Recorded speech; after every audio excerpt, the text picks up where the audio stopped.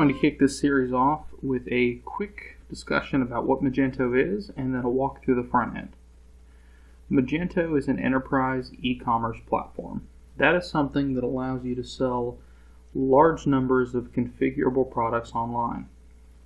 So that's a very general definition. So let me go ahead and jump into what it is on a practical level. So this is the default Luma theme that you get when you install Magento 2.0. It's a very image-centric front end that just kind of shows off what you can do with the theme. But we're not going to focus on that too much right now. Let's go ahead and hop into a category. So we're going to start with the men's, and then we'll go to jackets.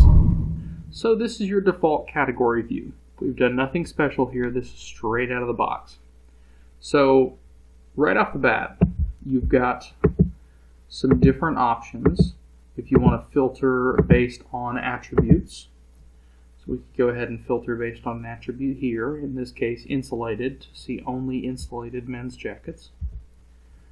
You could change your display method, which is going to give you just kind of a line of products instead of a grid. And then you can see we've got our product compare. You can add a cart. You can see some of the options here. Overall, it's a much friendlier display than Magento 1.x was. You've also got your default sort. So let's go ahead and hop into a product. So they've actually done a little bit more with the product page. Not so much that there are more actual options, but the default display is a little bit nicer. It flows more comfortably with the page, and it's a little bit more responsive. You're going to see all of the normal defaults. It comes out of the box with reviews. You can see the SKU, the stock status. It's taking a little while to load this image because this is a demo server, and it's not the fastest thing in the world. And of course, it lets you select the color, size, and quantity.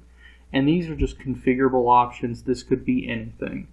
If you were selling a product that required different options, it's very, very easy to set those up, and we'll be covering that a little bit later in the series. So you've got your automatic image scroll there. You can focus in on an image and do zoom.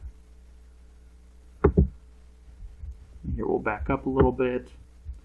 So Magento categorizes data in two different ways, as products and then as CMS pages, blocks, and other content management system oriented content.